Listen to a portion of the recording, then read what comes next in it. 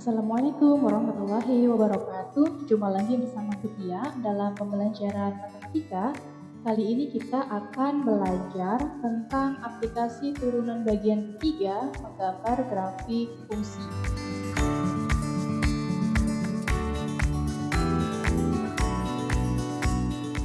Baik, sebelum kita mempelajari lanjut tentang grafik fungsi, nah ini adalah dari prasyarat yang pahami materi ini. Kita pelajari video sebelumnya, yaitu di pekan yang lalu, tentang fungsi naik dan fungsi turun dan juga nilai-nilai dari stasioner.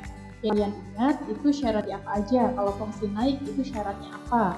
Kemudian kalau fungsi turun syaratnya stasioner itu apa? Nah, sedikit mengingatkan, stasioner itu syaratnya adalah turunan pertama 0. Ya, diingat turunan pertama sama dengan 0. Kenapa disebut turunan pertama? Karena nanti di kasus yang lain itu ada yang namanya turunan. Jadi diingat-ingat ya, untuk stasioner ini kita gunakan turunan pertama sama dengan fungsi naik itu syaratnya apa? Naik itu syaratnya turunan pertama itu lebih dari 0. Kemudian kalau fungsi turun itu adalah turunan pertamanya kurang dari 0. Nah, ini bagi yang belum memahami bisa lagi di videonya, silahkan dipahami kembali sebelum kalian mempelajari materi menggambar grafik fungsi.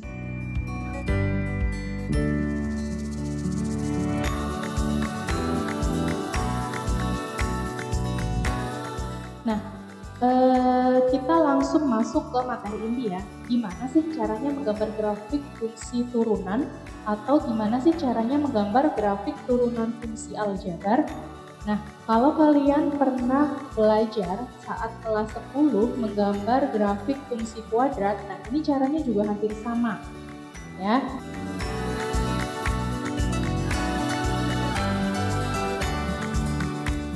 Nah, yang pertama caranya adalah kita menentukan titik potong dengan sumbu-sumbu koordinat. Ada titik potong terhadap sumbu X dan juga titik potong terhadap sumbu Y.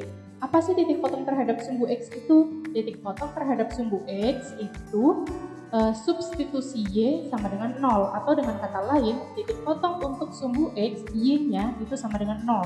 Ya, bahasa mudahnya ya, agar kita lebih memahami. Kemudian kalau titik potong terhadap sumbu Y itu substitusi X sama dengan 0. Atau dengan kata lain, ketika titik potong sumbu Y yang kita cari, maka nilai X-nya itu sama dengan 0. Kemudian yang kedua, menentukan titik-titik stasioner dan jenisnya. Nah, ini yang kita pelajari di pekan sebelumnya atau di video sebelumnya ya, yang sudah Ibu share. Kita menentukan titik-titik stasioner dan jenisnya. Ada titik balik minimum, ada titik balik maksimum, dan juga ada titik belok. Nah, kemudian yang ketiga adalah ambil beberapa nilai X untuk mendapatkan titik lainnya. Nah, di sini kita bisa menggunakan titik bantu untuk memperjelas grafik yang kita gambarkan. Semakin banyak titik yang kita gunakan, maka grafiknya akan semakin jelas. Baik, kita masuk ke contoh soalnya. Di sini adalah gambarlah grafik fungsi Y sama dengan X pangkat 3 dikurangi 3X kuadrat ditambah 4. Ya, pertama kita gambar dulu bidang koordinatnya. Bidang koordinat sumbu X dan sumbu Y-nya ini jaraknya harus sama. Kalau semuanya satu-satuan berarti antara sumbu X dan sumbu Y harus satu-satuan juga. Gitu ya. Yang langkah pertamanya adalah kita akan menentukan titik potong terhadap sumbu X dan juga sumbu Y. Ya, titik potong terhadap sumbu Y, maka nilai X-nya itu sama dengan 0. Ya, kita masukkan aja untuk X-nya sama dengan 0, maka nilai Y-nya ini ya kita tinggal ganti aja ya, X-nya ganti dengan 0. Y sama dengan 0 pangkat 3 dikurangi 3 kali 0 kuadrat ditambah 4, ketemu hasilnya 4. Maka kita peroleh titik potong terhadap sumbu Y-nya adalah 0,4. Kemudian titik potong terhadap sumbu X, maka Y-nya sama dengan 0. Ya, saat Y-nya sama dengan 0 ini berapa nih nilai X-nya? Nah, ini karena bentuknya derajat pangkat 3, kita agak kesulitan untuk memfaktorkan menggunakan pemfaktoran bentuk kuadrat. Ya, maka kita ambil titik aja nih. Kita ambil titik misalkan untuk X sama dengan negatif 1. Ya, untuk X sama dengan negatif 1, saat X-nya kita ganti dengan negatif 1, maka kita peroleh nilainya adalah 0. Ya, min 1 pangkat 3 dikurangi 3 dikali min 1 kuadrat ditambah 4, ini hasilnya adalah 0. Nah, hasil 0 ini ternyata sama dengan nilai yang ada di ruas sebelah kiri. Dan pernyataan ini benar. Maka kita bisa mengambil titik tersebut. Ya, titiknya artinya negatif 1,0.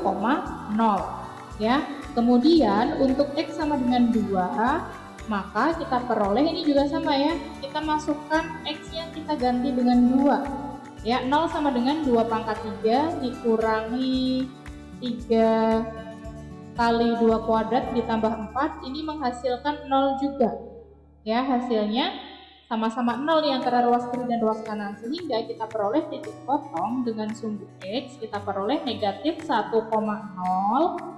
Ya, ini pertama titik X-nya kan negatif 1 ya, negatif 1,0 dan 2,0.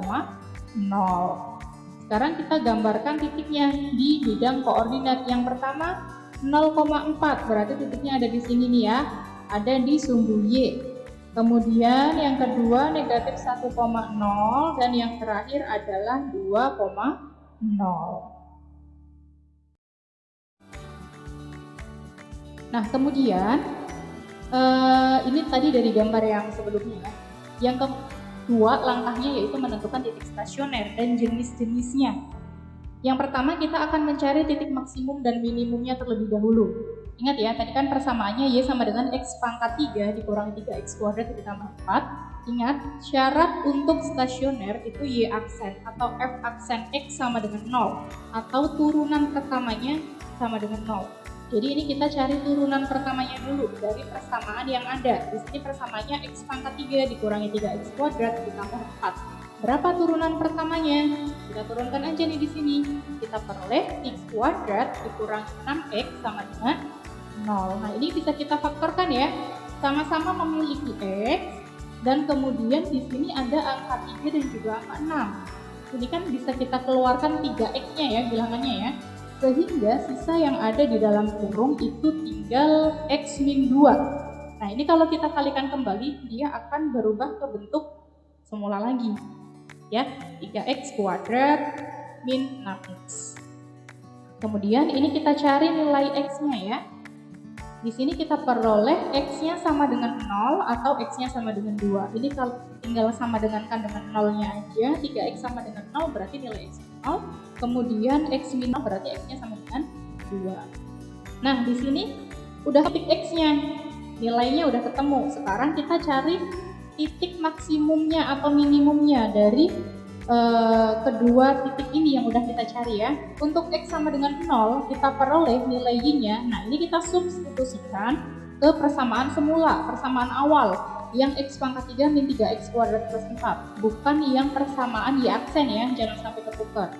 Nah, ini kita peroleh nilai Y-nya sama dengan 0 pangkat 3 dikurangi 3 dikali 0 kuadrat ditambah 4.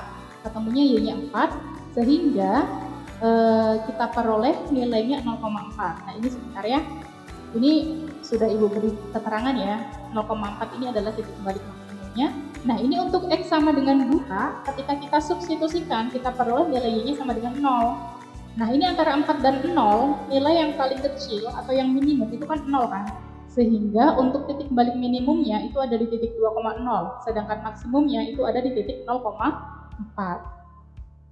Nah, kalau untuk titik beloknya sendiri gimana? Cara yang paling mudah adalah dengan menggunakan turunan kedua atau Y double aksen. Turunan kedua sama dengan 0. Kalau mencari titik stasioner tadi turunan pertama sama dengan 0, nah ini untuk titik beloknya kita gunakan turunan kedua sama dengan 0. Nah, di sini turunan keduanya berarti kita turunkan kembali nih dari Y aksennya. Y aksennya di sini 3X kuadrat min 6X. Berapa turunannya? Kita peroleh 6X min 6 kan? 6X min 6 sama dengan 0. 6X sama dengan 6. Maka nilai X-nya sama dengan 1. Nah, ini untuk nilai X sama dengan 1, langkahnya sama. Kita substitusikan ke persamaan semula, persamaan yang asli. Berarti ini X-nya kita ganti dengan 1 ya. Kita ganti dengan 1, kita peroleh nilainya 2. Maka untuk titik beloknya 1,2. gitu ya. Nah, yang terakhir kita mencari titik bantu. Nah, titik bantu ini gunanya untuk memperjelas kurva yang nantinya akan kita gunakan.